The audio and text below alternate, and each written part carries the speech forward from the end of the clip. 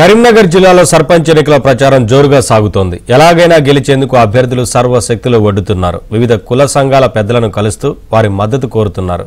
ఎమ్మెల్యేలకు సర్పంచ్ ఎన్నికలు తలనొప్పిగా మారుతున్నాయి. చాలా చోట్ల ఎక్కువ మొత్తంలో అభ్యర్థులు ఉండడంతో వారిని బుజ్జగించలేక ఎమ్మెల్యేలు ఇబ్బందులు పడుతున్నారు. కరీంనగర్లోని కొన్ని గ్రామాల సర్పంచ్ ఎన్నికల్లో కోట్లు ఖర్చు చేసైనా సరే గెలవడానికి ప్రయత్నిస్తున్నారు. దీనిపై మరింత సమాచారం కరీంనగర్ నుంచి మా ప్రతినిధి శ్రీనివాస్ అందిస్తారు. సర్పంచ్ ఎన్నికల ప్రచారాన్ని అభ్యర్థులు వేగవంతం చేశారు. ఇప్పటికే నామినేషన్ల ప్రక్రియ అయిపోయింది. మొదటి విడత, రెండో విడత విత్డ్రాయల్స్, స్క్రూటినీస్ కూడా అన్నీ అయిపోయాయి. మూడో విడతది మాత్రం కొంత ప్రాసెస్ కొనసాగుతోంది.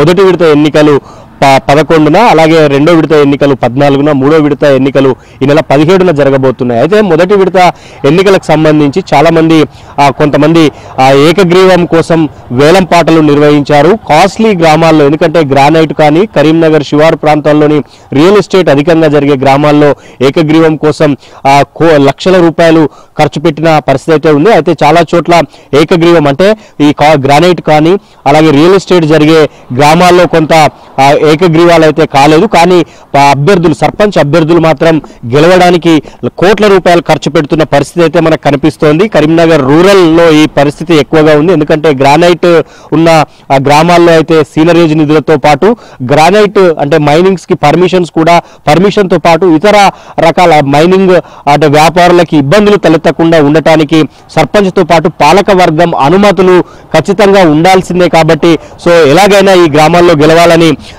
అభ్యర్థులంతా కోట్ల రూపాయలు ఖర్చు చేస్తున్న పరిస్థితి అయితే కనిపిస్తోంది. ఇక మరీ ముఖ్యంగా ఈ సర్పంచ్ ఎన్నికలకు సంబంధించి, ఈ పంచాయతీ ఎన్నికలకు సంబంధించి ఎమ్మెల్యేలు అంటే వాళ్ళ సొంత గ్రామాల్లో అభ్యర్థులను ఏకగ్రీవం చేసుకునేందుకు అయితే ప్రయత్నిస్తున్నారు. ఎమ్మెల్యేలే కాదు, కొంతమంది వివిధ పార్టీలకు సంబంధించిన ముఖ్య నేతలకు కూడా సొంత గ్రామాల్లో ఏకగ్రీవం చేసుకునేందుకు నానా తంటాలు పడాల్సి వస్తుంది. ఎందుకంటే పోటీలో ఉన్న మిగతా అభ్యర్థులను బుజ్జగించి ఏకగ్రీవం అయ్యేందుకు అయితే చెమటోడ్చిన పరిస్థితి అయితే కనిపిస్తోంది. ఎందుకంటే ముఖ్య నేతలకు కానీ లేదా ఎమ్మెల్యేలకు కానీ సొంత గ్రామాల్లోనే గెలవకపోతే సర్పంచ్ అభ్యర్థులు పార్టీల నుంచి మద్దతు తెలిపిన అభ్యర్థులనే గెలిపించుకోకపోతే అంటే బ్యాడ్ నేమ్ వస్తుందన్న కారణంగా అటు ఎమ్మెల్యేలు కానీ ముఖ్య నేతలు కానీ నియోజకవర్గాల్లో వివిధ పార్టీలకు సంబంధించిన ఇన్ఛార్జీలు కానీ సర్పంచ్ ఎన్నికల మీద దృష్టి పెట్టారు. ఎందుకంటే రాబోయే ఎలక్షన్స్ ఏ ఎలక్షన్స్ అయినా వచ్చే ప్రతి ఎన్నికలకు ఈ లోకల్ గా సర్పంచులు అండగా ఉంటే ఈజీగా గెలవచ్చు అన్న ధీమాతో, అలాగే ఇతర ఎమ్మెల్యేలు కూడా వివిధ గ్రామాల్లో పర్యటనకు వెళ్ళిన సందర్భంగా నిలదీయకుండా ఉండడానికి ఉంటారన్న కారణంగా తమ పార్టీకి సంబంధించి మద్దతు తెలిపే అభ్యర్థులను గెలిపించుకునేందుకు ఎక్కువగా ఇంట్రెస్ట్ చూపుతున్నారు. పోలింగ్ ప్రారంభం కాబోతున్న నేపథ్యంలో మొదటి విడతలో అంటే పోటీ చేస్తున్న అభ్యర్థులంతా కూడా ప్రచారాన్ని వేగవంతం చేసి గెలిచేందుకు సర్వశక్తులు ఒడ్డుతున్న పరిస్థితి అయితే కనిపిస్తోంది. పోటీ ఎక్కువగా, ఎందుకంటే ఎమ్మెల్యేకు సన్నిహితులుగా ఉన్న చాలా మంది అభ్యర్థులు పోటీ ఎక్కువగా, ఎందుకంటే ఒకే గ్రామంలో 3-4 పోటీ చేస్తున్నారు. అక్కడ మాత్రం ఎమ్మెల్యేలు తలదూరుస్తలేదు. ఎందుకంటే ఎవరు గెలిచినా తిరిగి తమ దగ్గరికే వస్తారన్న ధీమాతో వారంతా కొంత మౌనంగా ఉంటున్న పరిస్థితి అయితే కనిపిస్తోంది. సో సర్పంచ్ ఎన్నికలు కొంత ఎమ్మెల్యేలకైతే తలనొప్పులుగా మారుతున్నాయి.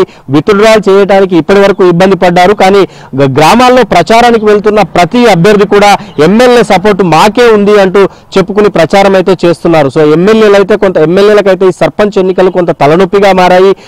ఎక్కువ మంది అభ్యర్థులు పోటీ చేస్తున్న చోట వీరైతే మౌనంగా ఉన్న పరిస్థితి అయితే కనిపిస్తోంది. సో అటు ఎన్నికల సంఘం అధికారులు కూడా మొదటి దశ పోలింగ్ కు సంబంధించిన అన్ని ఏర్పాట్లు పూర్తి చేస్తున్నారు. కరీంనగర్, జగిత్యాల్, సిరిసిల్ల, పెద్దపల్లిలో ఉన్న పోలీసు అధికారులు కూడా భద్రతా ఏర్పాట్ల మీద దృష్టి పెట్టిన పరిస్థితి అయితే మనకు కనిపిస్తోంది. వీడియో జర్నలిస్ట్ సంపత్తో శ్రీనివాస్, ABN ఆంధ్రజ్యోతి, కరీంనగర్.